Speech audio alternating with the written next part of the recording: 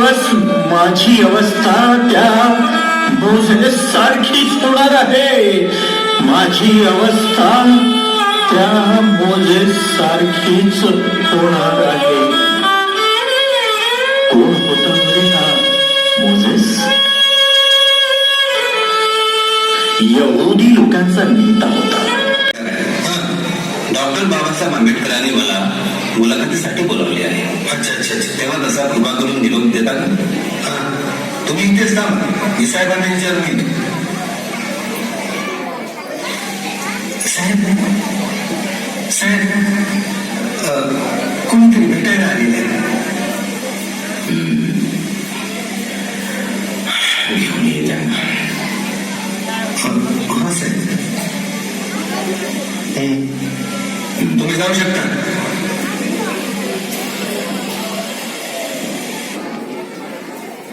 नमस्कार सर. कोण? नमस्कार नमस्कार.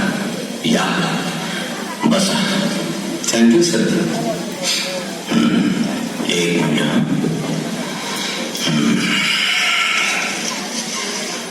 हा बोला मिस्टर दुबेजी, बोला, काय म्हणता?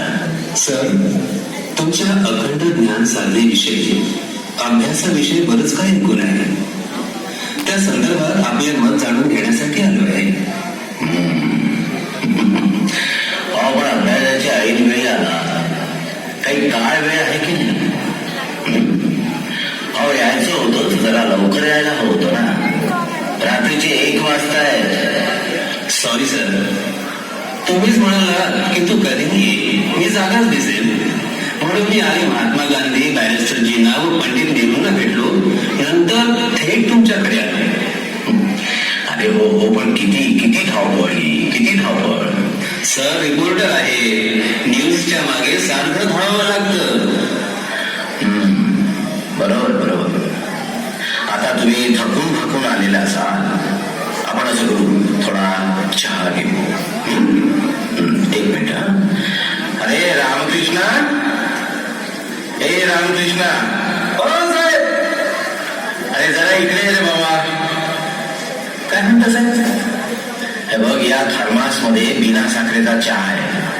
हवी तेवढी साखर तुम्ही घ्या बरं, मला बिना साखरेचाच लागतो. सर, काय डायबेटिक?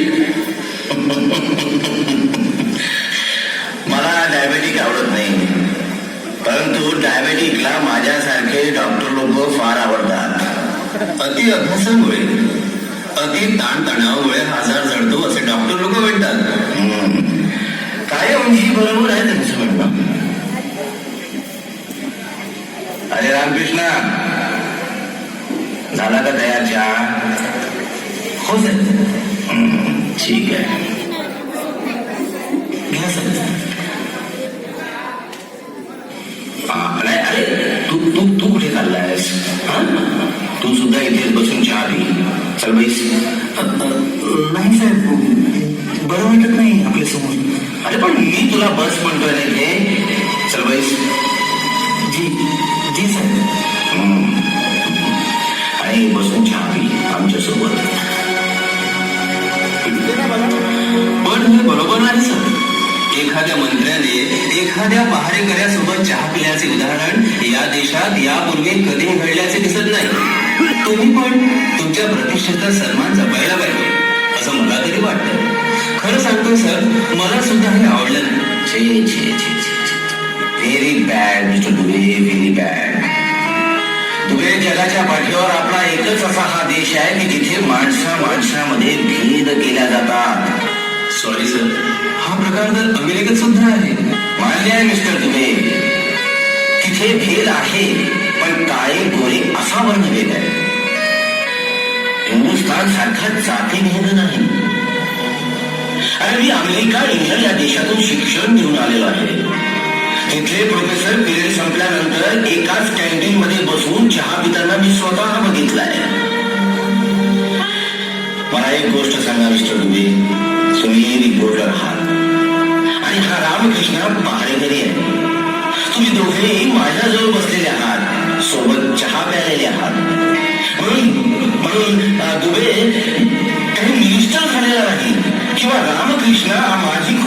जाऊन बसलेला नाही की माझे अधिकार हिरावून घेतलेले नाही.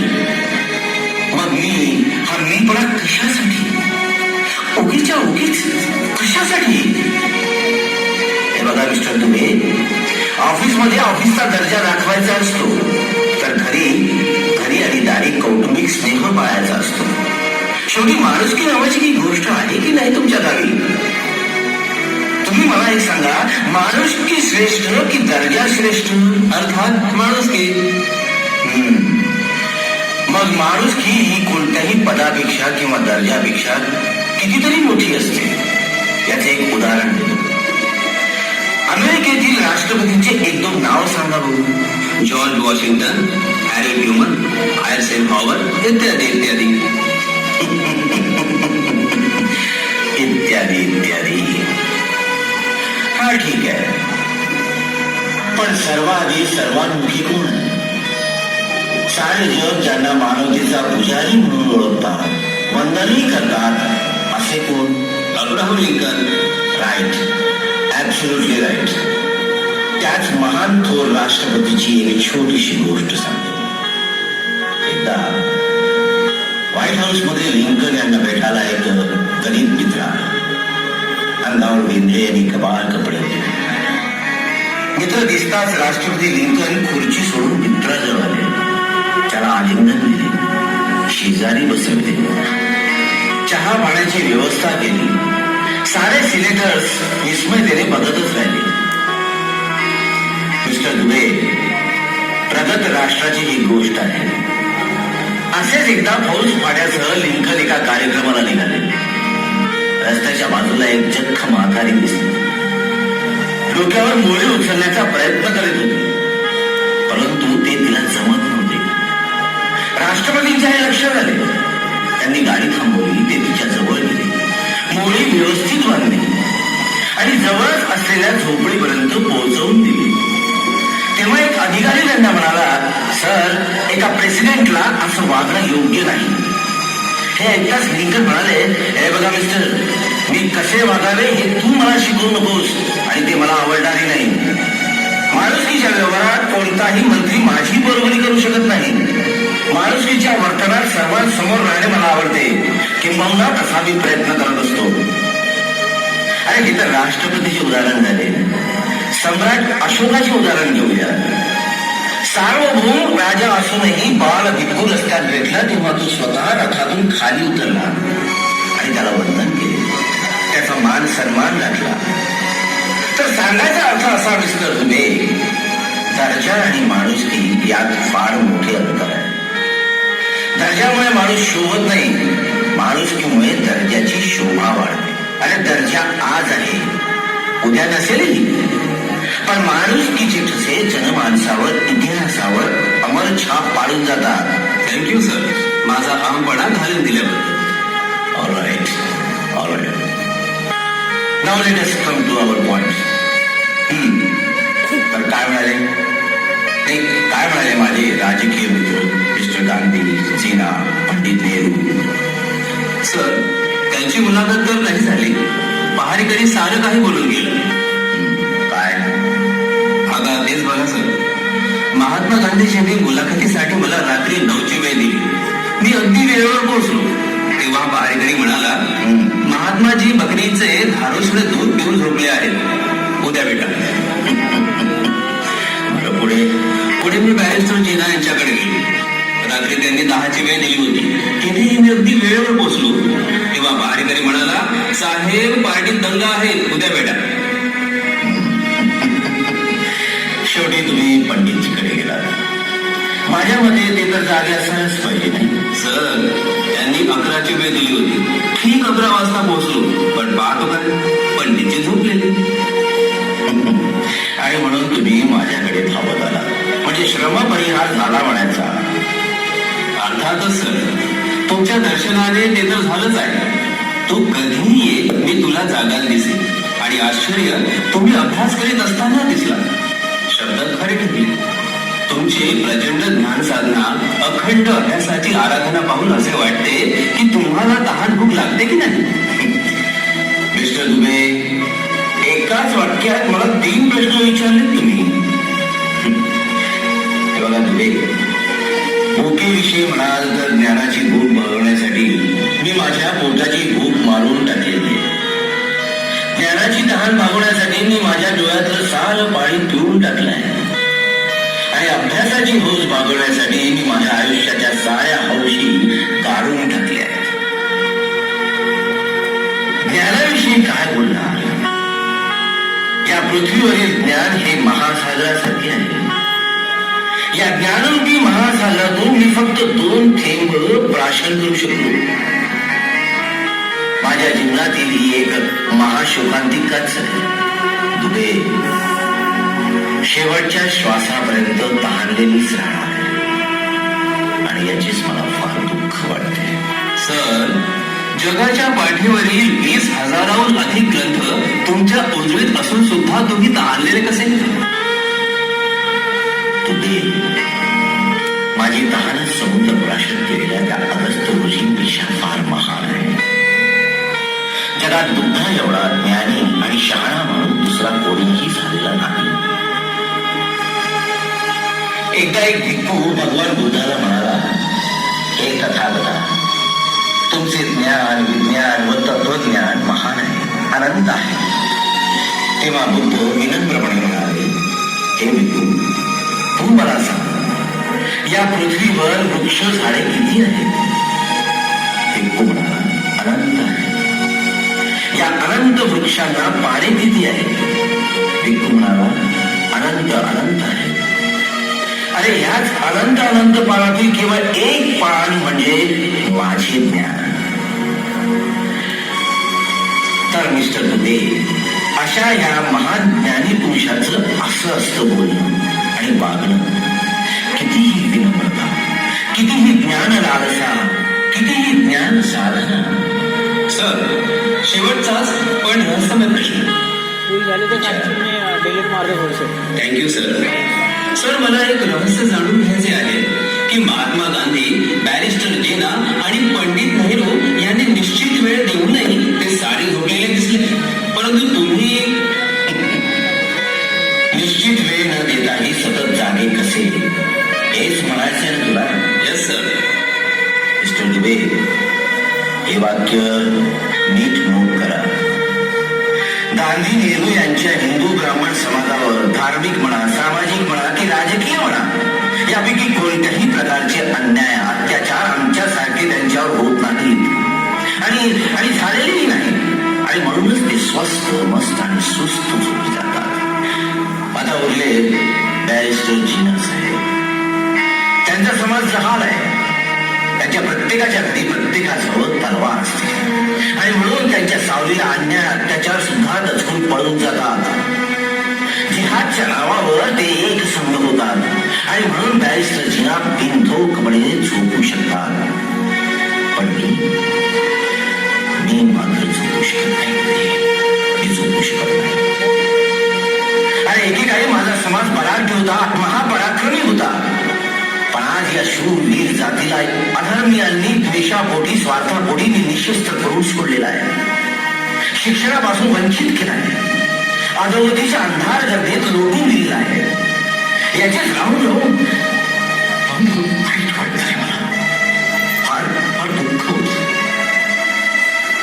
मिस्टर दुबे, तेव्हापासून मी विचारतोय, इथल्या तथाकथित स्वातंत्र्यांना अर्थ स्वातंत्र्याचा कळतोय का? मी विचारतो, इथल्या तथाकथित देशभक्तांना अर्थ स्वराज्याचा कळतोय का? स्वराज्याचा अर्थ इथल्या दलितांना गरिबांना जाळणे, मारणे, कापणे म्हणजे काय स्वराज्य आहे का? अरे मी विचारतो, इथल्या तथाकथित शहीदांना अर्थ वंदे मातरमचा कळतोय का? वंदे मातरम म्हणजे तरी काय कळतोय का? आणि याच पार्श्वभूमीवर गांधीजींना मी सातत्याने सांगत आलोय की mister Gandhiji, I have no motherland. I have no motherland. Mister Dubey, तुम्हीच सांगा, ज्या मातृभूमीत अधर्मच हाच धर्म आहे, ज्या मातृभूमीत विकृती हीच संस्कृती आहे, ज्या मातृभूमीत माणसं ही अमानुष आहेत, अशा या अधम पापी जन्मभूमीला मी माझी मातृभूमी म्हणावं? नाही, हे असंभव आहे सगळं. पटतंय सर, पण थोडं सौम्य बोला. सांगाल तर बरं वाटेल. सौम्य भाषा. दुबे महाराज, थोडी जरी सत्सद विवेक बुद्धी उरली असेल तर इथल्या देशवासियांजवळ यांना हे कबूल करावं लागेल की अधर्माचं आणि अंधश्रद्धेचं वारं करून इथली माणसं सांगून मस्तावलेली आहे. आमच्या माय बहिणीवर अन्याय अत्याचार करीत आहेत. अधर्माची वैदिक सुरा पिऊन इथली माणसं सैतान झालेली आहेत आणि उन्मत होऊन आमच्या प्रेतावर तांडव नृत्य करीत आहेत. विभत्स हास्य करीत आहेत आणि आमचे रक्त पित आहेत. आणि तरी सुद्धा मी सौम्य बोलावं. मानवी चेहऱ्यात असणाऱ्या आणि वावरणाऱ्या अशा या कोण्या कुत्र्यांपासून मला माझ्या समाजाचे संरक्षण करायचे. समाजाला तर माझी चिंता आहेच, पण त्याहीपेक्षा अधिक चिंता मला माझ्या समाजाची आहे. माझ्यावर जेवढी जबाबदारी आहे ना, तेवढी जबाबदारी जगातील कोणत्याही माणसावर नाही. मिस्टर दुबे, मला माझ्या समाजाला बलशाली बनवायचं आहे. उच्च शिक्षणाचे मंत्र फुंकायचे आहे माझ्या प्रत्येक अज्ञान बांधवांच्या कानाकानात. संघर्षाचं शस्त्र द्यायचं आहे माझ्या प्रत्येक निर्जीव बांधवांच्या हातात.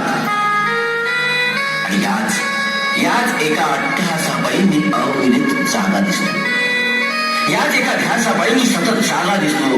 मला वाटतं मिस्टर दुबे, तुमच्या या रहस्यमय प्रश्नाचं रहस्यमय उत्तर तुम्हाला कळलेलं असेल. Yes sir. Thank you sir. Okay mister Dubeyji, माझे प्रिय ग्रंथ मित्र मला चारही बाजूनी बोलावतात आहेत, पण आवत आहे. मोठ्या अपेक्षेने वाट बघत आहे. यापुढे मी तुम्हाला अधिक वेळ देऊ शकत नाही. Sorry mister Dubey. मलाही अजून अभ्यास करणे आहे, तुम्हालाही दूर जाणे आहे. वेळ रात्रीची आहे. अशा वेळी तुमचा विशेष निरोप घेताना मला रॉबर्टच्या काही ओळी आठवतात. तुमच्यासारख्या ध्येयवाद्यांना त्या ओळी नक्कीच आवडतील दुबेजी. रॉबर्ट म्हणतो, The woods are lovely, dark and deep. The woods are lovely, dark and deep. I have promised to keep and miles to go before I sleep. And miles to go before I sleep. या दिवशी. Thank you sir. Good night. येतो. घनदाट जंगल, दूर जंगलच आहे. मैलोगती जाणे माझे जाणीच आहे. तुरंत जाणे, ओलांडीत जाणीच आहे. माझी ही जिद्द आहे, मी वचनबद्ध आहे. मैलोगती जंगल तुरंत जाणीच आहे. मैलोगती जाणीच आहे.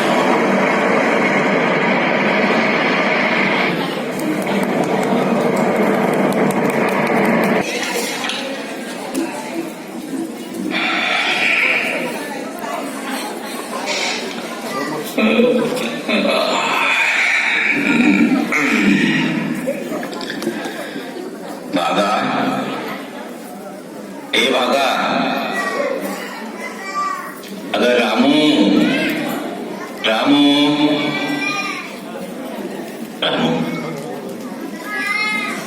न जाणे आज तुझी खूप आठवण येते. खूप आठवण येते. बघ तुझा सहवास, तुझा तो राग, अनुराग, तुझी ती निरागसता, ती समर्पिता कसं एखाद्या चलचित्राप्रमाणे माझ्या अंतःचक्षू समोर तळत आहे. तुझा आभास सर्वत्र जाणवत आहे. यशोधरा जशी गौतमाची, तशी रमा तू या भिवाची. यशोधरामुळे सिद्धार्थ बुद्ध झाला. रमा तुझ्यामुळे हा भिवा बॅरिस्टर झालाय. खरंच रामू, चंदनाने तुझ्यापासून झिजणे शिकावे, ज्योतीने जळणे शिकावे. तर जगण्याने मरणे शिकावे. रामू, रामू, अगं अगं हे रामू, रामू. हो हो साहेब, आले आले. काय बरं वाटत नाही? हो हो, आज डोकं फार दुखतंय ग. चेपून देऊ काय? हो, जरा जरा चेपून दे. साहेब, साहेब, काय? तुमच्या अंगात ताप पण आहे. हो आहे. साहेब, ताप म्हटलं की दरदरून घाम फुटतो, पण काळजात एकदम धस्स होतो हो. पण पण असं असं का व्हावं राम? साहेब, तुम्ही साता समुद्रापलीकडे त्या परदेशात असता. आम्ही अवदशा असलेल्या या घरात राहतो. कसे जगतो, कसे राहतो, आमचं आम्हाला ठाव. आम्ही भोगलेले भोग तुमच्या वाट्याला येऊ नये असंच वाटत आलंय साहेब. साहेब, तुम्ही जे अनुभवलं नाही, पाहिलं नाही, ते अनुभवलंय मी. तापात इंदूचं तळमळणं, औषधाविना गंगाधराचं तडफडणं, उपचाराविना राजरत्नाचे ते निवडणं आजही डोळ्यासमोर उभा आहे. केविलवाणा त्याचा तो आक्रोश आजही मी ऐकत आहे. आजही मी ऐकत आहे साहेब. रामू, रामू, रामू, अगं थांब ना जरा. साहेब, आज बोलू द्या, मन हलकं करू द्या. बाळापासूनही पोरं बेवारस अनाथासारखी गेली हो. मरणावर पांघरायला नवीन चिरोटी सुद्धा मिळाली नाही बिचाऱ्यांना. जुन्या पुराण्या कापडात गुंडाळून हातावर सार करावं लागलं. साहेब, नाही सोचलं, नाही भोगलं, तरी तुमच्यासाठी जगत आहे बघा. तुमच्यासाठी वाटतं कधी कधी माझं जगणं म्हणजे गरिबीच्या ओल्या सरणावर ठेवलेले ओले मरणच आहे. धड जगतही नाही, धड पेटतही नाही, आणि धड मरतही नाही. रामू, स्वतःला अशी उद्ध्वस्त झालेली समजू नकोस ग. अगं तू माझी हिंमत आहेस. मी तुझ्या पाठीशी आहे. अगं सारखे दुःख उगाळत बसशील, कुरवाळत बसशील तर आपलं पुढचं जीवन उदास आणि भकास होऊन जाईल. रामू, आपले दुःख आता सर्वव्यापी करू. आपली लेकरं समाजाच्या लेकरात समरस झालेली आहेत असं आपण समजू, आणि तसंच पाहू. अख्खा समाज आता आपला संसार झालेला आहे. रमा, अगं तुझ्या त्या अनवाणी पायानेच तर मला बूट आणि सूट दिलाय. तुझ्या फाटक्या पदराने तर मला टाय आणि कोट दिलाय. तुझ्या टिमटिम त्या दिव्याने मला जगभर प्रकाश दिलाय. आज मी बॅरिस्टर असलो तरी तुझ्या कोर्टात अपराधी आहे ना, अपराधी आहे. तुझे सारे आरोप मी मान्य करतोय. तुझ्या इच्छा पूर्ण करू शकलो नाही याचा पश्चाताप आजही मला होतोय. मला क्षमा कर. मी कोणाशी मोठी लागून गेली साहेब, क्षमा करणार. पण शेवटी एक तरी इच्छा पूर्ण करा माझी, म्हणजे झालं. सांग रमा, अगं सांग ना. आज तुझी इच्छा पूर्ण करणार आहे मी. सांग साहेब, माझी एवढीच इच्छा आहे की तुम्ही मला पंढरपूरला त्या विठोबाच्या दर्शनाला घेऊन चलावे. अगं पण यामुळे काही फायदा? अगं काही पुण्य तरी तुझ्या पदरात पडणार आहे का रमा? नाही ना. मग तरी मला वाटलंच तुम्ही यात फाटे फोडणार म्हणून. प्रश्न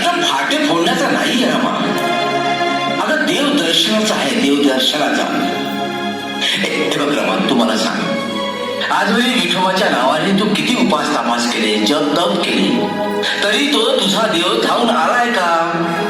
आलाय का?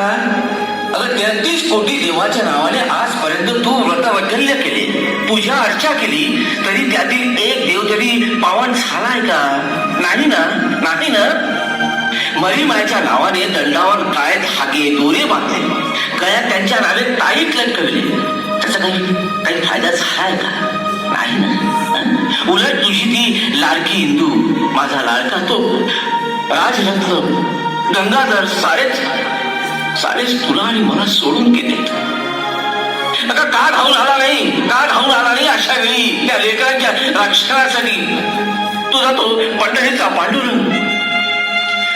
रामू, अगं मा म्हणून रुक्मिणी आणि बाप म्हणून विठ्ठल तरी यायला पाहिजे होता तुझ्या सांत्वनासाठी, तुझ्या अश्रू पुसण्यासाठी, पाठीवरून मायाचा हात फिरवण्यासाठी. पण ते अजून आलेले दिसत नाही आणि पुढेही येणार नाही. रामू, मी जे काही बोलतोय ते कळतंय ना ग तुला? हो हो, कळतंय ना. रमा, एकदा तू पंढरपूरला जाऊन आलीस, काय बितलं तुझ्यावर तिथे कळतंय ना तुला? माहिती आहे ना? अगं महार म्हणून त्या भडकूनच्या बडव्याने तुला मंदिरात येऊ दिले नाही आणि तुझ्या देवाने तुझ्याकडे डोंकूनही पाहिले नाही. शेवटी घरी येऊन ठसा रडलीस. तुझी ती थोरली जाऊ लक्ष्मी पंढरपूरला गेली, विठोबाचे दर्शन घेतले, कॉलरा झाला आणि तिथेच वाढली. रामू, तुझी ही साधी सुधी गोष्ट झाली, परंतु सर्वश्रेष्ठ परम भक्त आपला चोखामया संत त्याचे तरी किती हाल झालेत म्हणून सांगू. अगं ज्याने आयुष्यभर पांडुरंगाची भक्ती केली, मरेपर्यंत पंढरीची वारी केली, त्याला सुद्धा या पापी पंड्यांनी मंदिरात येऊ दिलं नाही. दर्शनासाठी तो व्याकुळ झाला तरी देवाला पाझर फुटला नाही. शेवटी पायरीवरच मेला आणि लाथा खायला पायरीचा दगड झाला. तर अशी गत आहे ही रमा आपल्या महार जातीची. अगं या देशात माणूस म्हणून जन्मास येणं म्हणजे महापाप आहे, महापाप.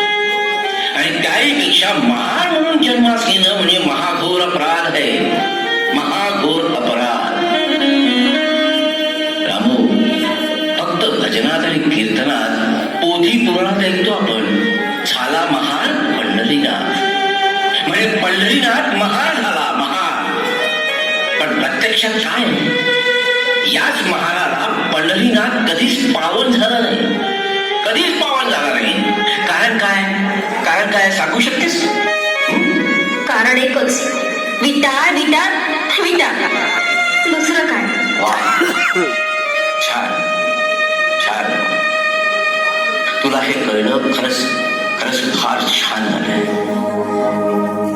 आता तू मला सांग, ज्या पांडुरंगाला आपल्या स्पर्शाचा, दर्शनाचा, सावलीचा विटाळ होतो, तो देव सर्व शक्तिमान असू शकतो का? नाही, सांग ना तू, असू शकतो का? नाही नाही नाही. अगं ज्या स्वयंभू पांडुरंगाला आजवरी दीनदलितांचे, दुःखी, अनाथांचे, गरिबांचे अश्रू कधी पुसताच आले नाही, तो देव तुझा माझा मायबाप होऊ शकतो का?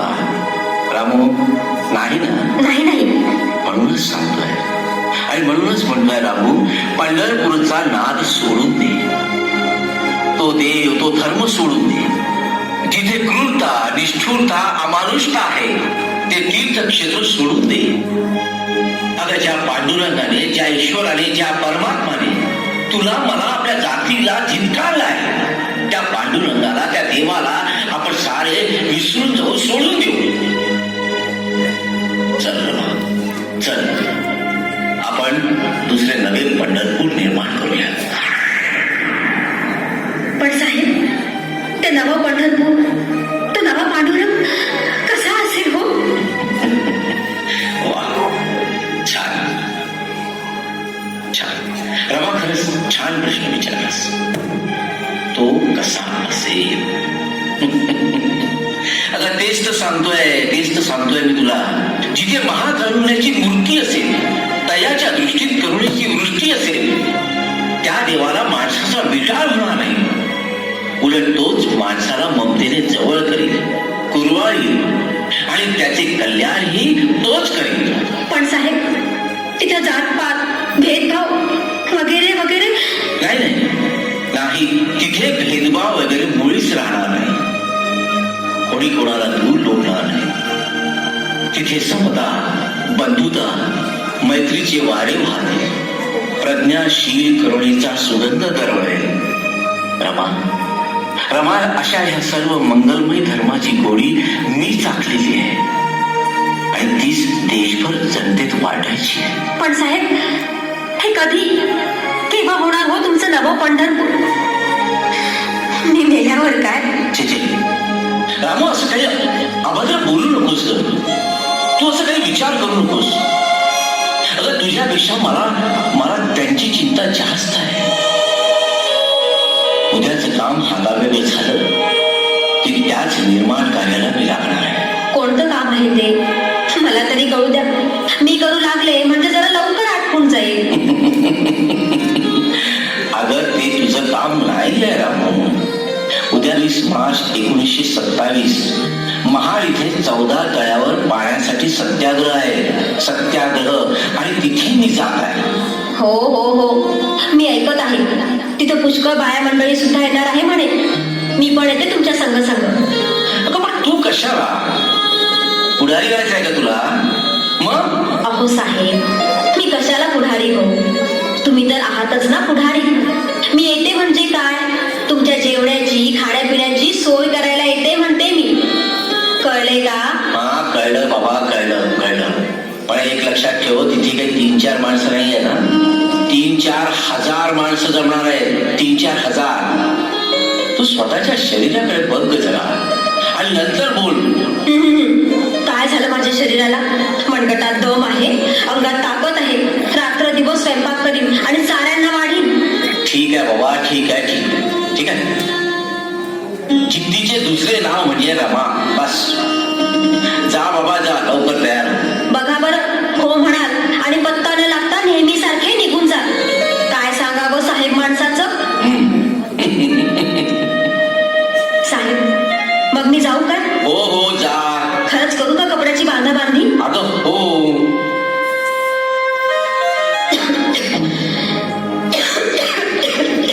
रामू अगं काय झालं तुला? रामू काय झालं? काय अवस्था केलीस? औषध पाणी घेत नाहीये का तू बरोबर?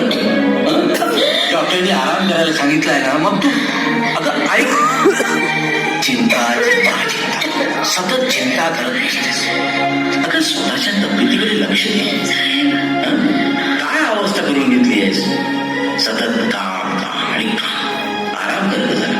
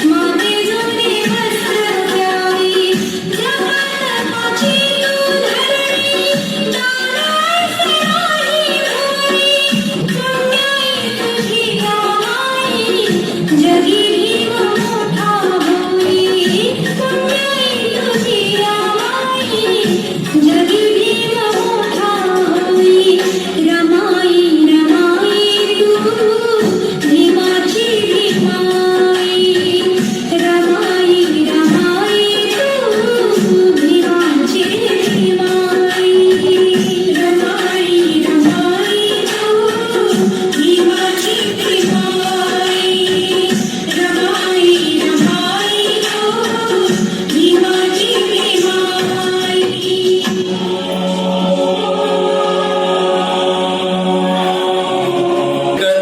मोठ्या कृतज्ञतेने स्वीकार करतात की रमाईच्या त्यागामुळे रमाईने दिलेल्या सहकार्यामुळे साथीमुळे मी यशस्वी झालो किंवा मला जे करावयाचे होते मी ते करू शकतो. रमाईच्या जीवनातील हा प्रसंग पाहत असताना आपल्या डोळ्यात अश्रू आले असतील आणि निश्चितच ते अश्रू आले असतील ती आपली कृतज्ञता आहे. परंतु ही असणारी कृतज्ञता एवढ्याने संपत नाही. केवळ भावनिक होण्याने आपली कृतज्ञता संपत नाही. हे दृश्य पाहिल्यानंतर आपणाला ते थाटामाटाचं जगणं आपल्याला जगण्यासाठी मिळालं. ते थाटामाटात आपण स्वाभिमानाने ते जीवन जगत आहोत.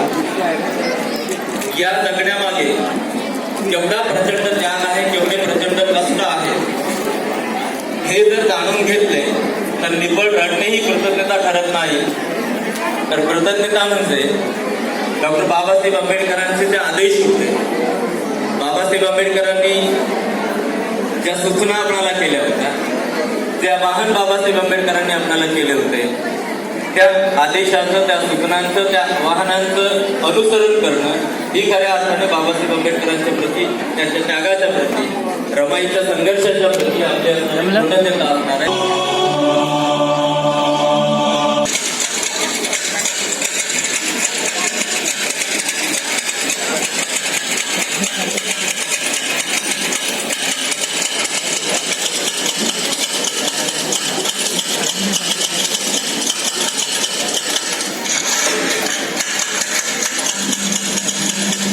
छान रे तू, छान. वा, काय आणखी किती राहिलाय बाबा?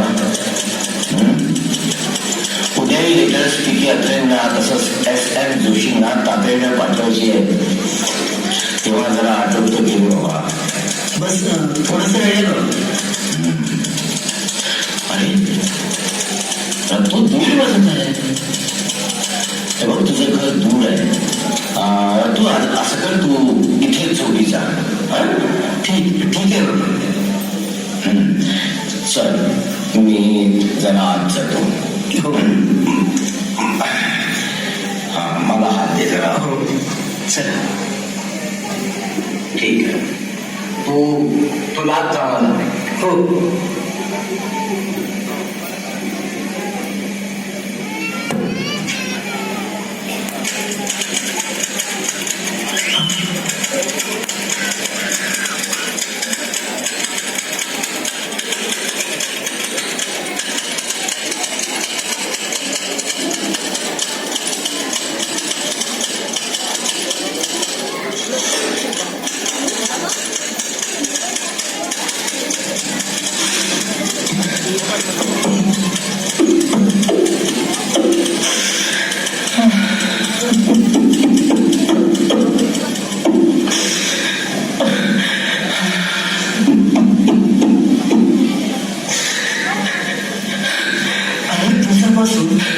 याच खोलीतून रडण्याचा आवाज कित्येक वेळा मी ऐकत आलं.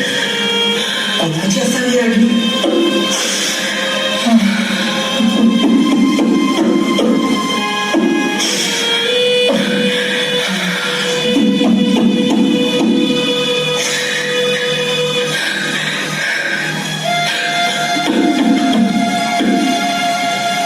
या खोलीत बाबा तर एकटेच असतात. दुसरा तिसरा अन्य कोणीच नसतो. बाबा रडतात म्हणावं तर खरे वाटत नाही. तो बाबांचाच आहे. अरे हो, हे खरे. पण याची शहानिशा करेल कोण? बाबांना प्रत्यक्ष विचारणं म्हणजे सोनमच्या लाटा अंगावर झळली होईल. नको रे बाबा, नको.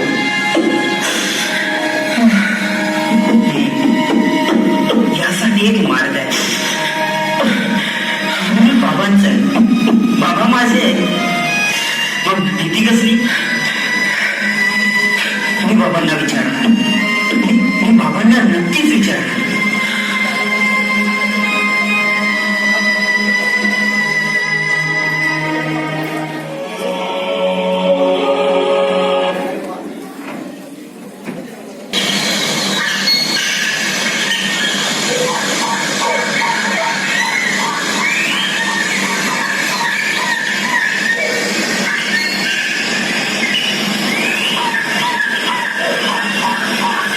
अरे रत्तू, हे रत्तू, काय बाबा? आज पाय खूप दुखत आहेत रे. पायात गोळे आले की खूप त्रास होतो बाबा. हो ना. रत्तू, तुला माहितीये का, ते काय बाबा? अरे शिवाजी महाराजांना सुद्धा उतार वयात गुडघीचा आजार होता. त्यांनाही खूप त्रास व्हायचा. तो तर होणारच बाबा, कारण त्यांना सतत लढाईवर जावे लागत होते ना. बरोबर आहे. अरे रात्रंदिवस स्वराज्यासाठी लढणे, डोंगर कपारीतून मार्ग काढणे, मुस्लिम मोगल सम्राटांची युद्ध करणे आणि यामुळे स्वतःच्या प्रकृतीकडे लक्ष न देणे, या साऱ्या घटनांचा परिणाम शरीरावर होणे स्वाभाविक आहे. तू हाच प्रकार तुमच्याही बाबतीत घडला बाबा. तो कसा काय रे बाबा? अहो बाबा, शिवाजी महाराजांना जसे परकीयांशी लढावे लागले तसेच तुम्हालाही स्वकीयांशी लढावे लागले. म्हणतात ना, परकीयांशी लढणे सोपे असते, परंतु स्वकीयांशी लढणे फार कठीण असते. राजा शिवाजी हिंदवी स्वराज्यासाठी लढले. तुम्ही हिंदुस्थानातील गुलाम दीनदलितांच्या मुक्तीसाठी लढले. ते रात्रंदिवस लढले. तुम्ही क्षणाक्षणाला लढले. त्यांनी स्वतःची काळजी घेतली नाही, तुम्ही स्वतःची चिंता केली नाही. आणि म्हणून मला हे शिवाजी महाराजांसारखा गुडघी रोग लढला असे काही तुला सुचवायचे आहेत का? होय बाबा. तू तसं म्हण हवं तर. एक गोष्ट मी डार्विनच्या सिद्धांतात सांगतो. डार्विन म्हणतो, वस्तू सजीव असो की निर्जीव असो, एक सारखा अतिवापर झाल्यास त्या वस्तूवर त्याचा दुष्परिणाम दिसून येतो. अरे घटना लिहिण्याच्या काळात 24 तासापैकी 20 तास टेबलावर बसून लेखन करीत होतो. तेव्हा कुठे ही घटना तयार झाली. अन्यथा कोणाच्याही बापाला अशी घटना तयार करता आली नसती. असू दे दत्तू, आता थोडं बरं वाटायला लागलंय. बाबा, शेवटी स्वातंत्र्य मिळाले आणि घटना लिहिण्याचे काम तुमच्याकडे कसे आले? कसे आले? अरे गांधीजींनी विनंती केली म्हणून मी माझ्या समाज बांधवांच्या न्याय हक्कासाठी त्यांची विनंती मान्य केली. फारच कठीण काम होतं बाबा. अरे कठीण काय म्हणतोस? महाकठीण म्हण, महाकठीण. तू अरे कॅनडा देशाला घटना लिहायला 2 वर्ष 5 महिने लागली. ऑस्ट्रेलियाला तब्बल 9 वर्ष लागली. आणि मला जगातील सर्वात मोठी राज्य घटना लिहायला 2 वर्ष 11 महिने 17 दिवस लागली.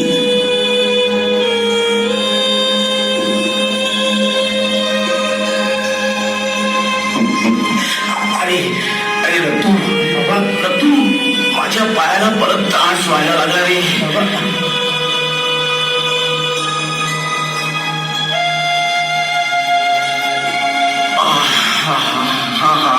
हा तिथेच.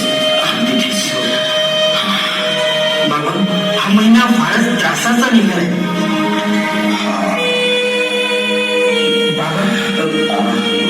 बाबा एक प्रश्न विचारू? विचार. कोणता प्रश्न आहे तो?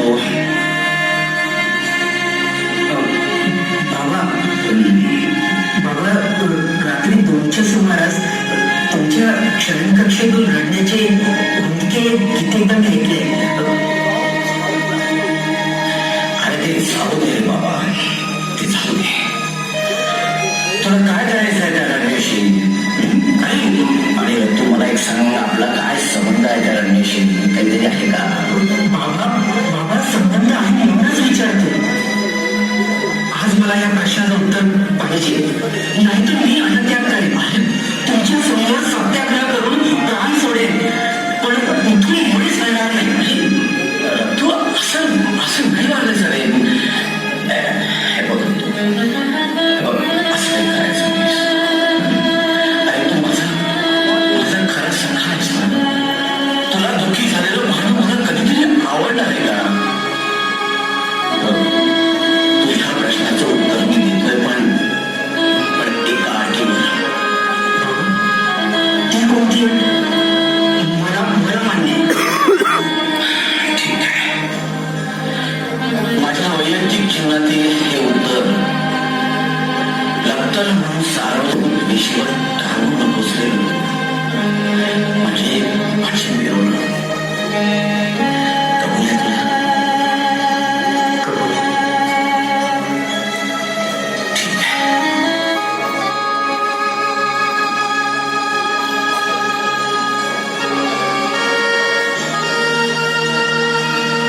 तर ऐक तू.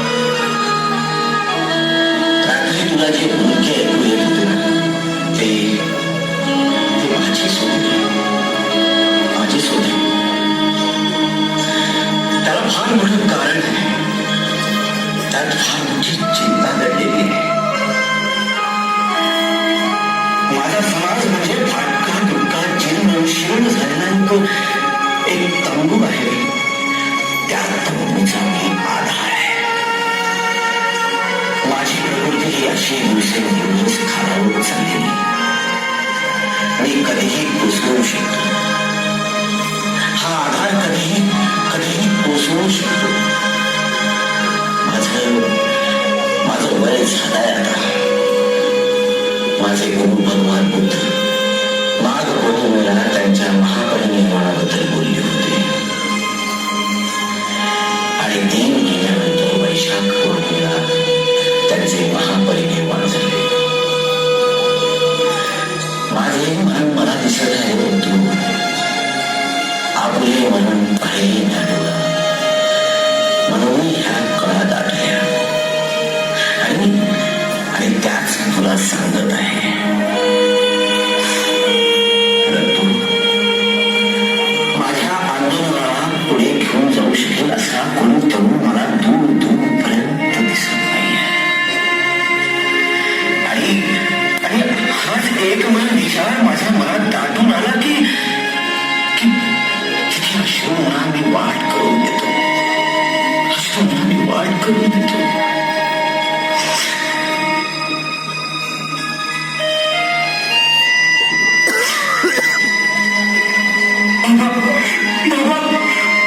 तुमच्या अशा रडण्याने आमच्या जगण्याला, आमच्या आयुष्याला आता काहीच अर्थ उरला नाही. तरी पण आशा आहे बाबा.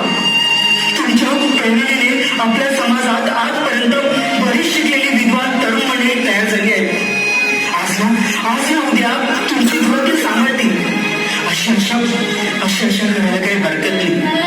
म्हणूनच म्हणतोय बाबा, उद्याची चिंता करून मन हलकं करून घेऊ नका बाबा. ठीक आहे तू. उद्याची चिंता आज नको असे तूच म्हणतोयस.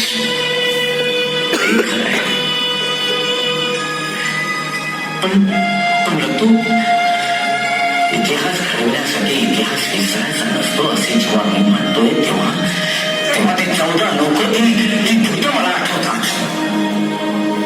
तू या लोकांना मी उच्च शिक्षणासाठी विलायतेत पाठवले होते. परंतु यातला एकही उच्च शिक्षित माणूस माझ्या पाठीशी उभा राहिला नाही. तू समाजाच्या उपयोगी पडला आहे. सारेचे सारे बैमाल निघाले.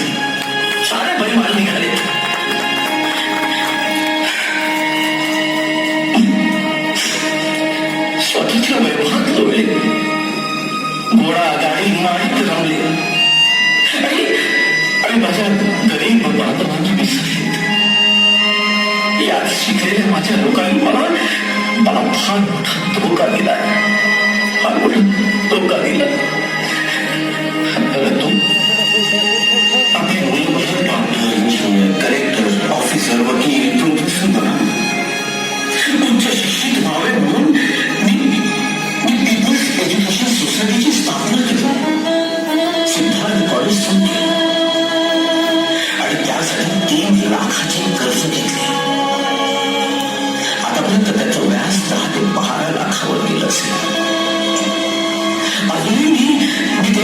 कुठून आहे आणि फेडण्याची आशा उरली आहे.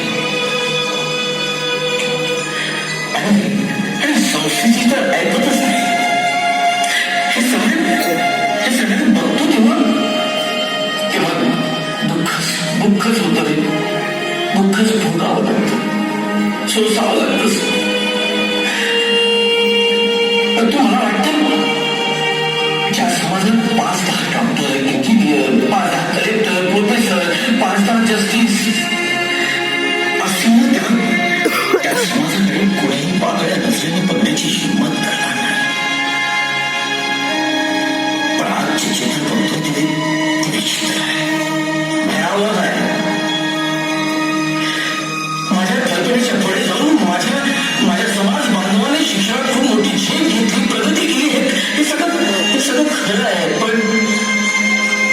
पण आज समाजाची स्थिती काय आहे? काय आहे? घरी एकात एक नाही, बापात लेख नाही, शेतीमध्ये बेकी आहे आणि बेकीमध्ये एकही नाही. आणि एकी आहे की ती नक्की नाही, दोन्ही आहे. म्हणून बाबा या समाजाची अशी ही दुरावस्था आहे. आणि ही दुरावस्था माझ्या पाचवीलाच पोचलेली आहे. परंतु बुद्धीची कमतरता मी भरून काढू शकतो. जगातील आहे तो तुमच्या पुढे आणून मांडू शकतो. परंतु इमानदार माणूस मी कुठून भरून काढू ही सगळी ओढून पुस्तक ग्रंथासारखी विकत मिळाली असती तर मी ती इमानदार माणसं तर जगाच्या पाठीवरून आणली असती. दिवस मोल देऊन सुद्धा आणली असती. पण ती इमानदार माणसं खरंच बाबा, समाजातील काही इमानदार माणसं तुमच्या पाठीशी उभी असतील तर समाजाचे चित्र काही वेगळेच असते.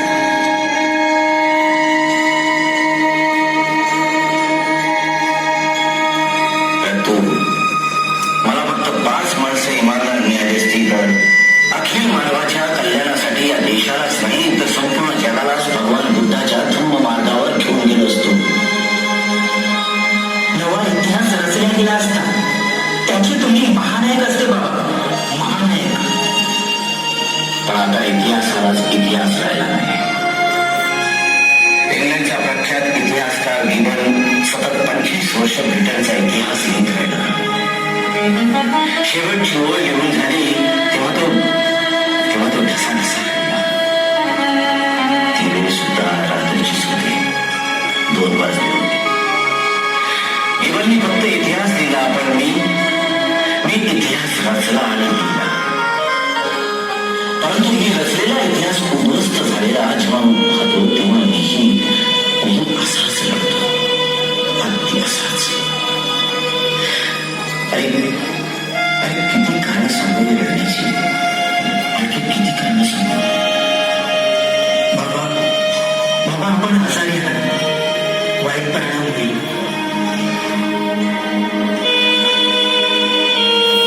आता काय उरलाय तू?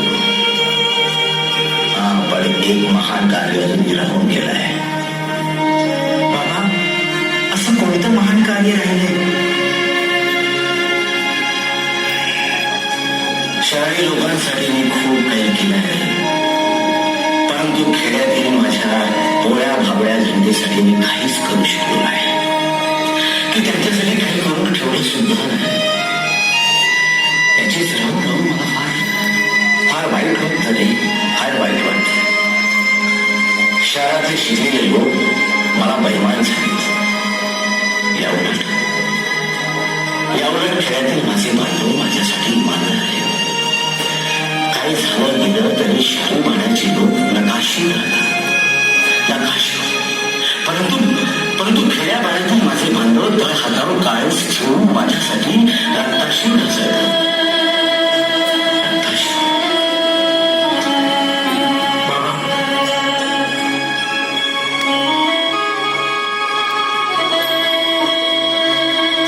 सभेसाठी एक गाव मुंबईहून पनवेलकडे जातो. तहान झाली.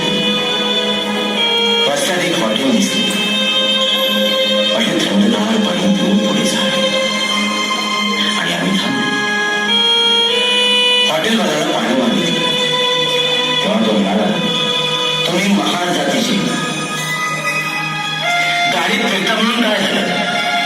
महारंगाच्या बहार मी तुमच्या पोंजळीत पाणी घालतो, ते तुम्ही प्या.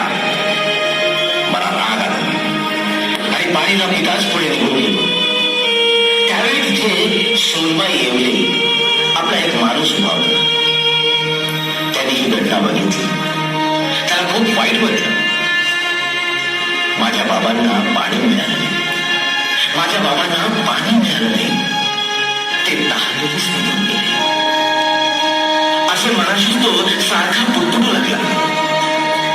आणि तेव्हापासून त्याने ठरवले, एक दिवस कधी ना कधी माझे बाबा या वाटेने नक्की जातीलच, किंवा मी त्यांना माझ्या स्वतःच्या हाताने थंडगार पाणी प्यायला देईल.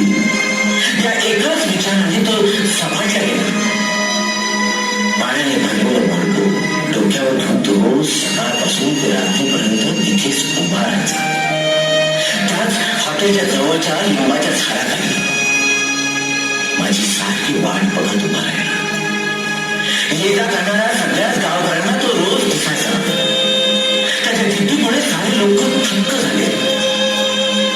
दिवसा मागून दिवस गेले, महिने गेले, वर्ष गेले, पण सोमाने ठरवले होते ते ठरवेच. सारखं उभं राहून शरीर थकले. आणि शेवटी एक दिवस माझ्या वाटेवर डोळ्याची निगार टकरावून माझ्या प्रिय सोमाने प्राण सोडला. माझ्या प्रिय सोमाने प्राण सोडला. काही दिवसांनी जेव्हा मी पनवेलकडे निघालो, योगायोगाने त्याच हॉटेलजवळ थांबलो, तेव्हा ही गोष्ट तिथल्या लोकांनी मला सांगितली. परंतु यापूर्वी शहरातील एकाही माणसाने किंवा कार्यकर्त्यांनी ही गोष्ट मला सांगण्याची तसदी घेतली नाही. परंतु त्यावेळी मला हे कळलं असतं, तर मी स्वतः याचं म्हणून मुद्दाम सोनबाच्या भेटीला गेलो असतो. त्याच्या डोक्यावर मडकं स्वतःच्या हाताने खाली उतरवले असते आणि ते थंडगार पाणी प्यायलो असतो. माझा सोनबाई शांत झाला असता, माझा सोनबाई शांत झाला असता आणि मी सुद्धा तृप्त झालो असतो, धन्य झालो असतो. तू अशी आहे रे खेड्यातील माझी भोळी जनता, ही अशी आहे. माझ्यावर अनंत प्रेम करणारी, माझ्यासाठी जीव देणारी, जीव ओळावून टाकणारी. आणि अशाच या लोकांसाठी माझ्याकडून विशेष काहीच घडलं नाही. त्यांच्यासाठी मी काहीच करू शकलो. हे शरीर आजही मी कोणाशी बाळगून आहे.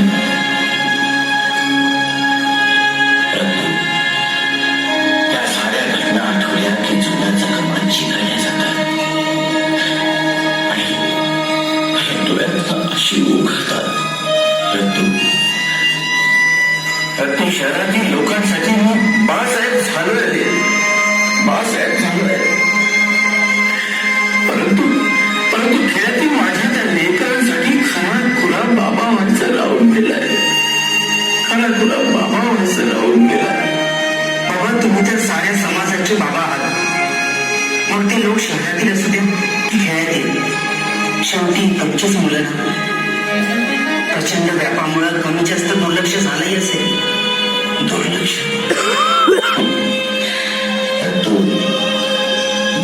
झालं असेल म्हणून ते बाबा म्हणायचं कोणी सोडणार नाही.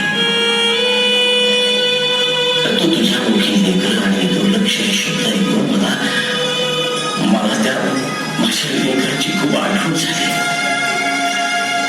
माझा लाडका राज, गंगाधर, रमेश, इंदूचे औषधी विना तळमळणारे त्याचे देह, तापात विवळणारा त्यांचा केविलवाणा आक्रोश आजही माझ्या कानात सारखा घुमत आहे.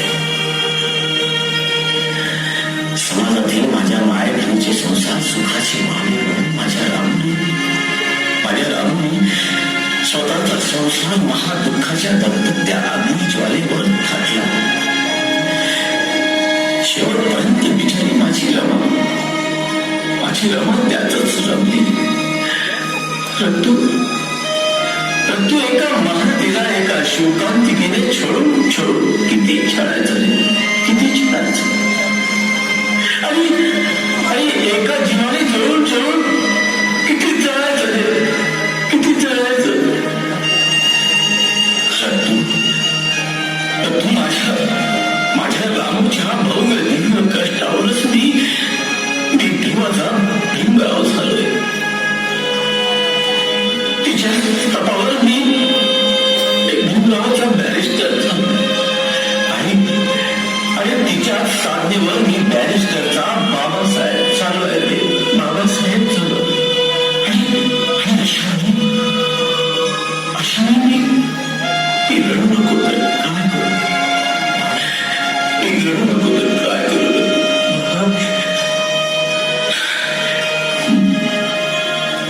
माझे हे जीवन महायुद्ध आहे. इथे लढणे आहे. माझे हे जीवन महायज्ञ आहे. जिथे अखंड जळणे आहे. माझे हे जीवन महासागर आहे. जिथे प्रचंड लाटांवर लाटाच लाटा आहे. माझे हे जीवन महाकाव्य आहे. जिथे प्रत्येक शब्दात दुःखाचे दुःख आहे. माझे हे रडणे तुमच्यासाठी सांगणे आहे. माझे हे रडणे तुमच्यासाठी सांगणे आहे. माझे हे हुंदके तुमच्यासाठी उद्रेक आहे. माझ्या दुःखाला वाचा फुटली आहे. तुमच्या उद्ध्वस्ततेला माझे स्वप्न भंग आहे. माझे स्वप्न भंग आहे.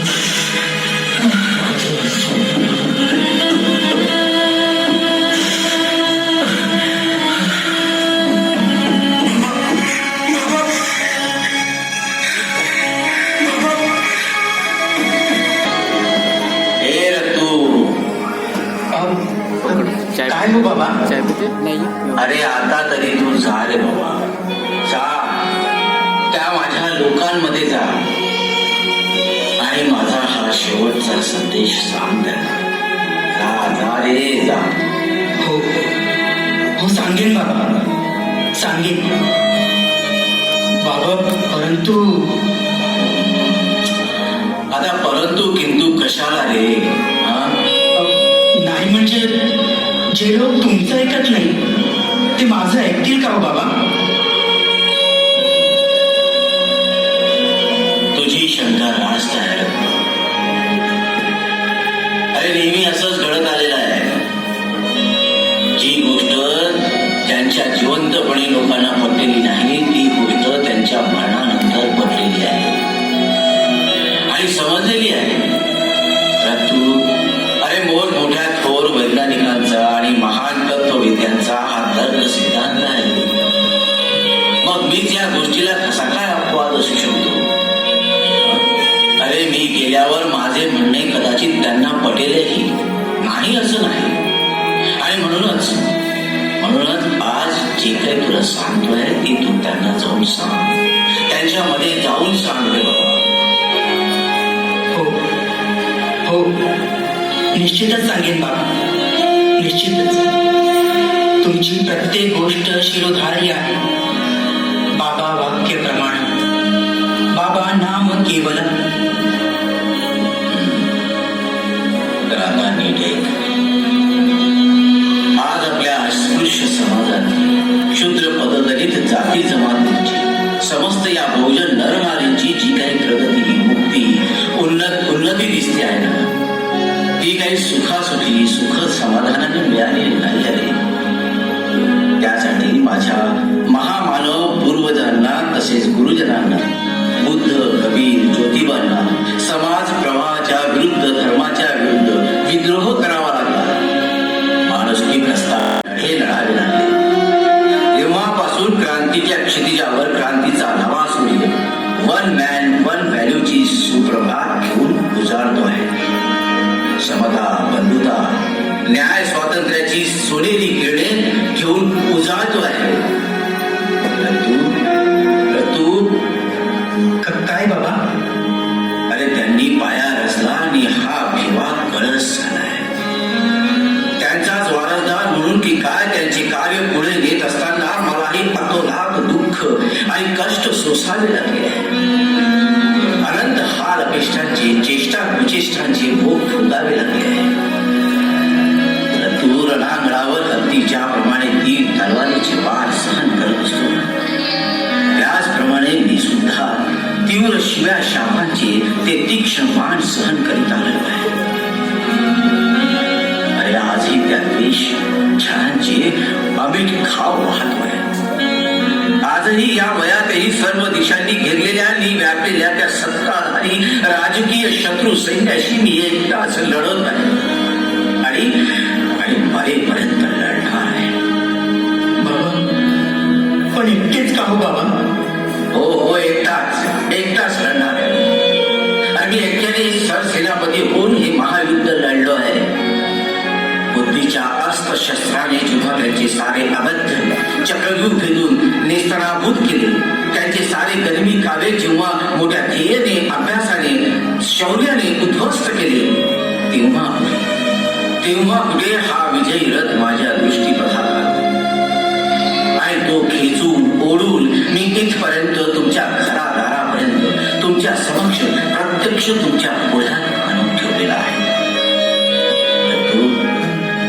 तू याची जाणीव तुम्हाला हवी आहे रे. हो आहे बाबा, आहे. ज्याची जाणीव आपल्या अख्ख्या समाजाला आहे. तुमचे महान कार्य या देशाने नव्हे तर साऱ्या जगाने अनुभवले आणि बघितले सुद्धा. आणि म्हणूनच संदेश देताना मी माझ्या बांधवांना सांगतो की मोठ्या पराकाष्ठाने खेचून ओढून आणलेला हा विजयी रथ तुम्हाला पुढे नेता येत असेल तर अवश्य पुढे न्या, पुढेच न्या. मात्र कोणत्याही परिस्थितीत, संकटात, अडचणीत त्याला मागे येऊ देऊ नका रे. किमान आहे तिथेच तो थांबावा, पण मागे येऊ देऊ नका रे. मागे येऊ. एखादी बोधप्रद गोष्ट सांगाल तर ते अधिक परिणामकारक ठरेल असे मला वाटते. योग्य तेच सुचवले तू. भगवान बुद्ध सुद्धा धम्म देशना देताना याच शैली माध्यमाचा उपयोग ते करीत असत. मी पण संदेश देण्यासाठी एक रूपक कथा सांग. ती जशीच्या तशी तू माझ्या बांधवांना सांग. ठीक आहे? ठीक आहे बाबा. तर आता नीट ऐक. ग्रीक देशातील ही एक पौराणिक कथा आहे. होमर नावाच्या महाकवीने द एलियड अँड ऑडिसी नावाचे महाकाव्य लिहिले आहे. त्या एका स्तोत्रात ही गोष्ट आलेली आहे. ती कशी हो बाबा? ती अशी. डेमेटर नावाची एक देवी असते. तिची मुलगी हरवलेली असते. तिच्या शोधात ती देवी सर्वत्र हिंडते. स्वतःला कोणी ओळखू नये म्हणून ताईचा वेश धारण करते. हिंडता ती केलिओसच्या राज्यात येते आणि अचानकपणे ती मायटोनैरा नावाच्या महाराणीच्या राजवाड्यावर थांबते. राणीचे लक्ष तिच्याकडे जाते. तिला ती बोलावून घेते आणि आपले डेमोफूल नावाचे ताणे मूल सांभाळण्यासाठी तिला ठेवून देते. रात्र झाली की राजवाड्यातील सारी मंडळी झोपी जात असते.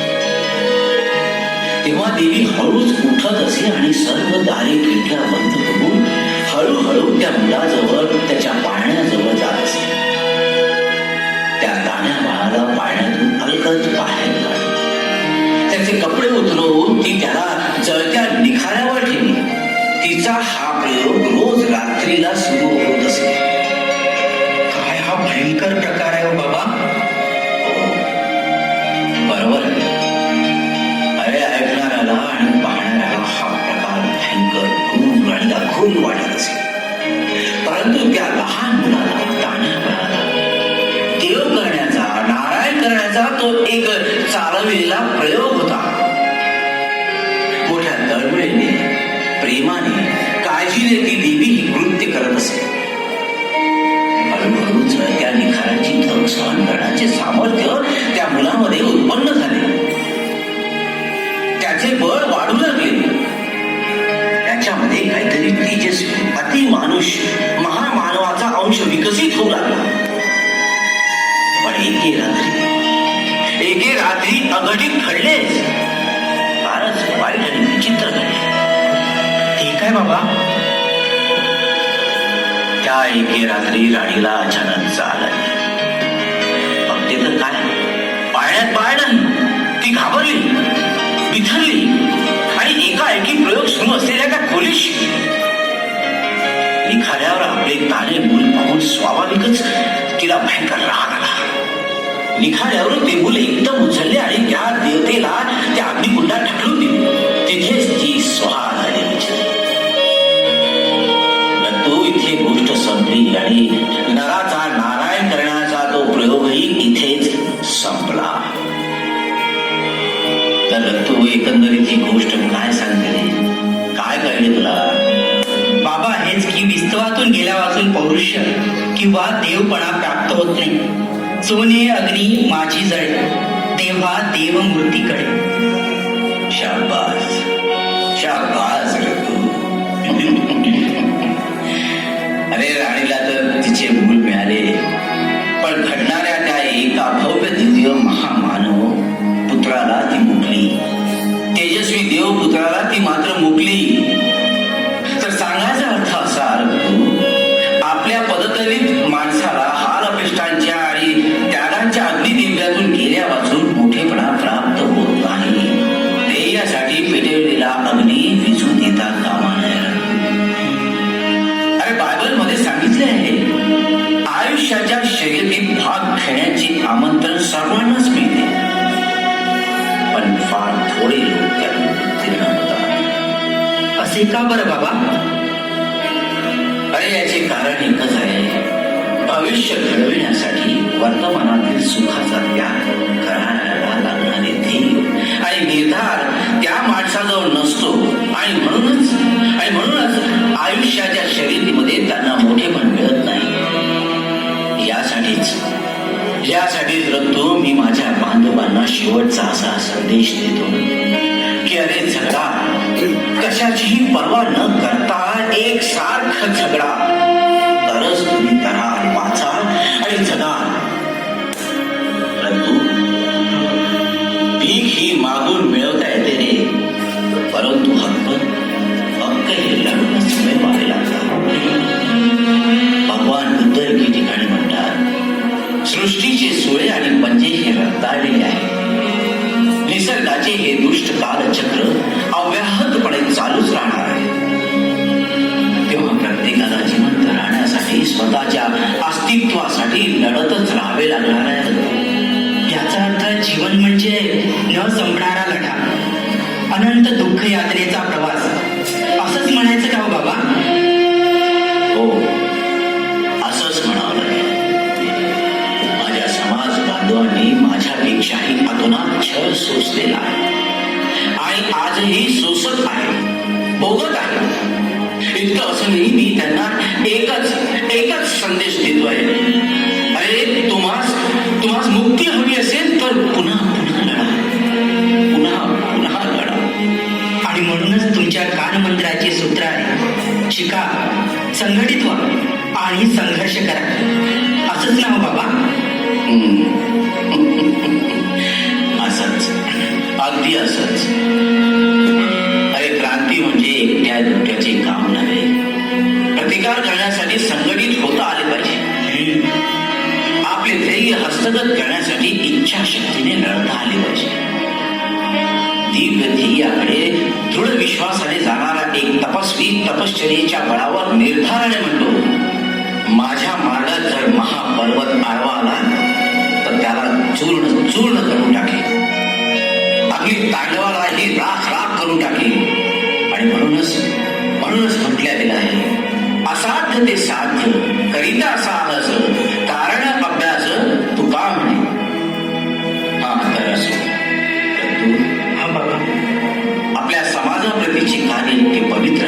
इतके महान आणि उदात्त आहे की सर्वांनी एक मुखाने अशी प्रार्थना, अशी प्रतिज्ञा करावी की ज्या लोकांमध्ये आपला जन्म झाला त्यांचा उद्धार करणे आपले कर्तव्य आहे. ज्या बांधवांना, तरुणांना आणि शिक्षितांना अशी जाणीव आहे ते खरंच धन्य होत आहे. गुलामगिरीवर हल्ला चढवण्यासाठी जे आपले तन, मन, धन आणि तारुण्य कुर्बान करतात ते खरंच धन्य आहे. अस्पृश्यांना आपली माणुसकी पूर्णपणे मिळेपर्यंत जे बऱ्या वाईटाची, सुखदुःखाची, मान अपमानाची, संकट वादळाची, काळ वेळेची पर्वा न करता एक सारखे जगडत राहतील ते खरंच धन्य आहे. धन्य आहे. अरे तू काय बाबा, अरे या ग्रीक कथेतील मर्म आणि त्याद्वारे दिलेला हा संदेश माझ्या लोकांमध्ये जाऊन सांग. यापेक्षा सर्वोत्कृष्ट असा महान संदेश दुसरा कोणताच असू शकत नाही. तू माझा पक्का विश्वास आहे की दिलेला हा संदेश कदापि व्यर्थ ठरणार नाही. तेव्हा तू जा, अरे जा जा, त्या लोकांमध्ये जा आणि हा शेवटचा संदेश सांग त्यांना, सांग. हो बाबा. लढा लढा लढा लढा लढा लढा. काळ चालला पुढे पुढे वाहतो दुर्बलांचे मढे. सांगतो तुम्हा पुन्हा पुन्हा. लढा लढा रे या पुढे, लढा लढा रे या पुढे, लढा लढा रे या पुढे. काळ चालला पुढे पुढे रथण्या पुढे पुढे.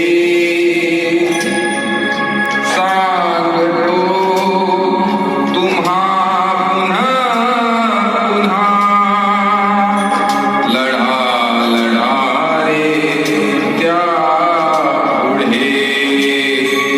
लढा लढा रे या पुढे, लढा लढा रे या पुढे, लढा लढा रे या पुढे. यापुढे तू या थांबाला जा, जा रे तू जा. हो हो बाबा, चला चला मी येतो.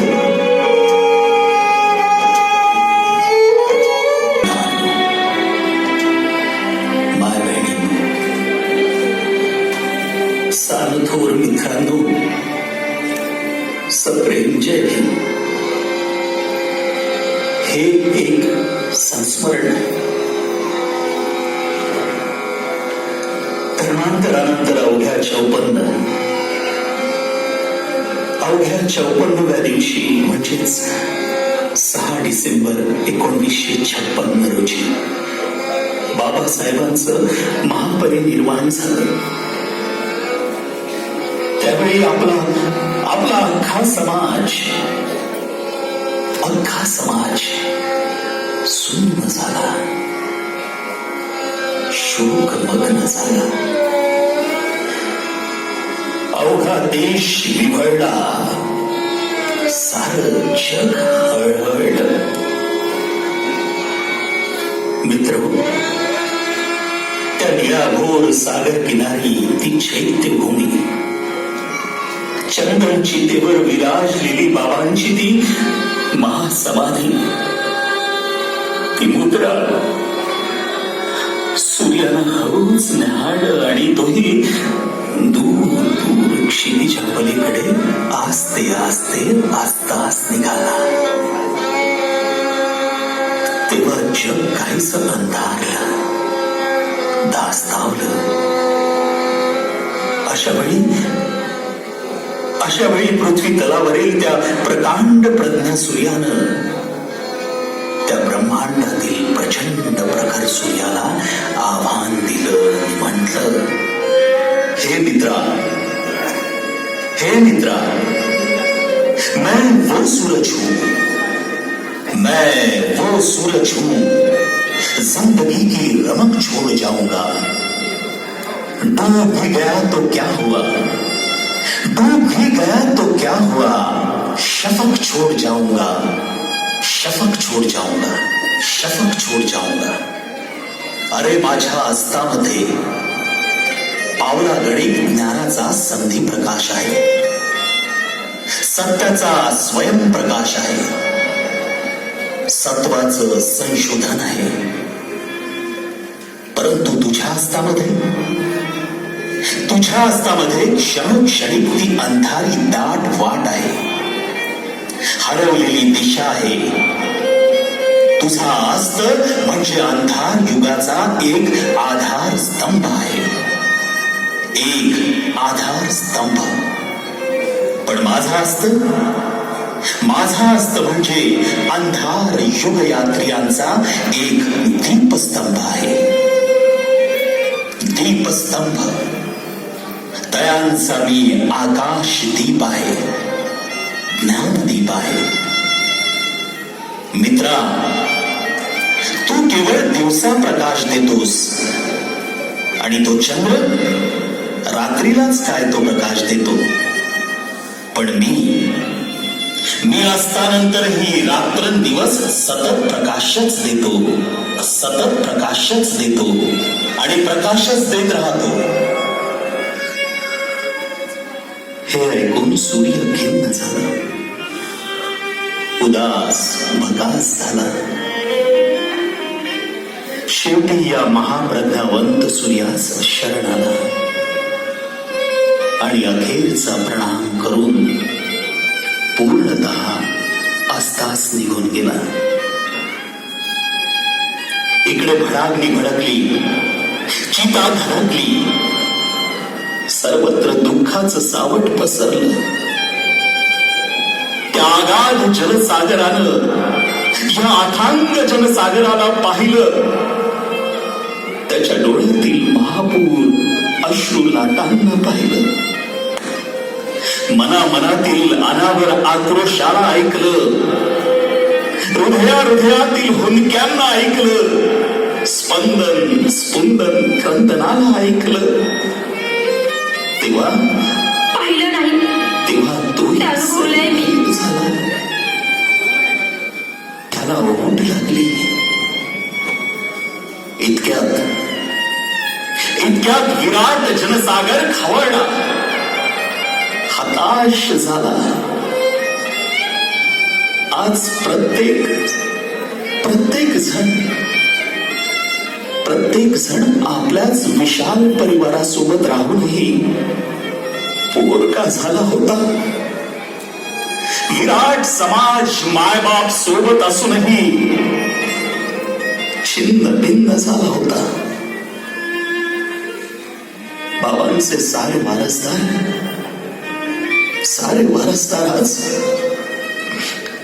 आज बेवारस झाले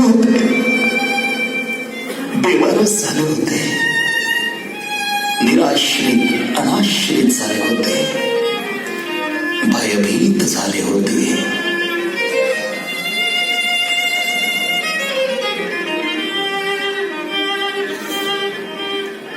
ज्वालांनी चरमसीमा गाठली तेव्हा सारेच त्या सरणाकडे निर्विकारपणे बघत होते, एक टक लावून बसले होते। भुरभुरत्या त्या नजरेनं ज्वालेवरही बाबांचा तो चेहरा न्याहाळत होते। मोठ्या भक्तिभावानं वंदन करायला हात आपोआप सोडत होते। सार्थक झालेला उन्नत माथा कृतज्ञतेनं खाली टेकत होता। बाबा अमर रहे, बाबा अमर रहे, बाबा अमर रहेची ती एकमुखी विराट घोषणा त्या सागर गर्जनेलाही भेदून जात होती, गगनालाही छेदून जात होती। पण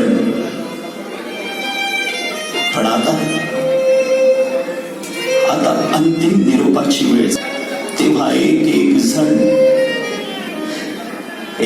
जण जय भीम म्हणत साश्रू नयनांनी अखेरचा निरोप घेऊ लागला. त्याचवेळी बाबा सुद्धा तेवढ्याच ममतेने त्या चितेवर प्रत्येक लेकरांच्या विनम्र अभिवादनाचा, त्या मानवंदनेचा स्वीकार करू लागले. शेवटी कोणीही बोलला नाही, कोणीही नाही.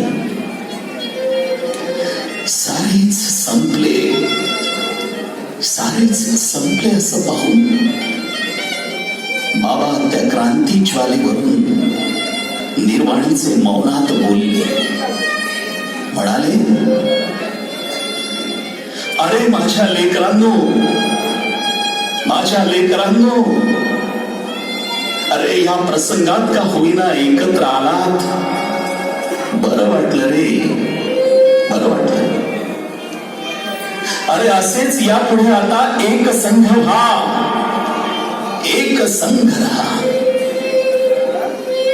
अरे याच साठी तर गेला होता अट्टहास,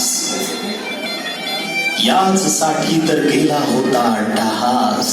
शेवटचा दिवस गोड व्हावा, शेवटचा दिवस गोड व्हावा. मुलांनो, तुमच्यासाठीच तर मी आजीवन अविश्रांत झिजलो, सटलो. तुमच्यासाठीच तर मी आमरण पेटलो, तापलो आणि संतापलो देखील.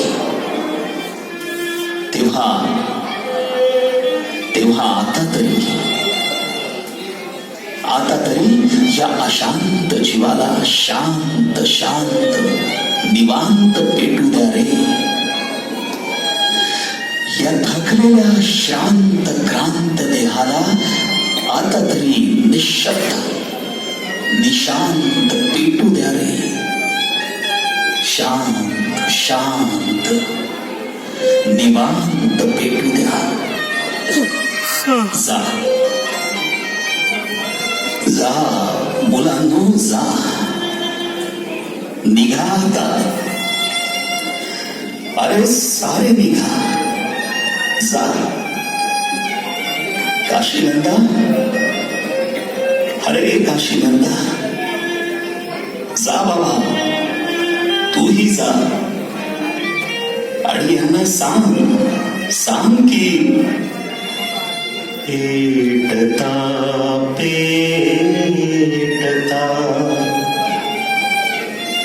बोलली रे चिता. पेटता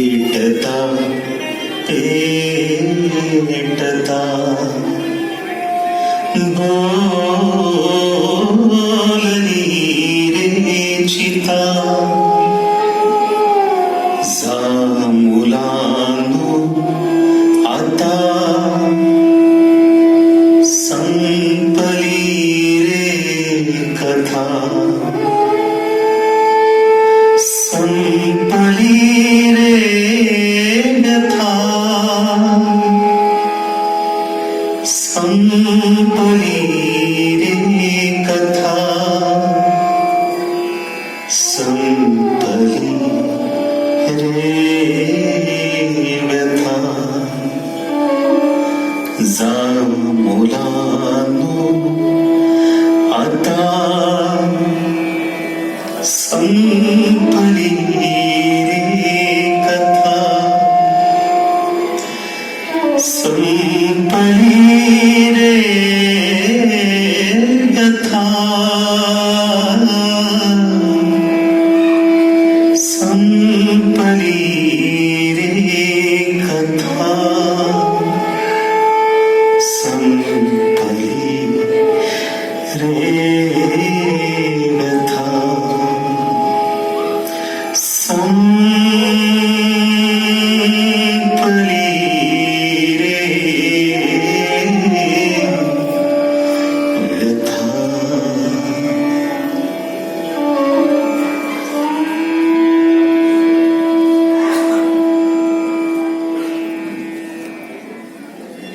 नाम माझे नाम माझे स्मरणाल जेव्हा मी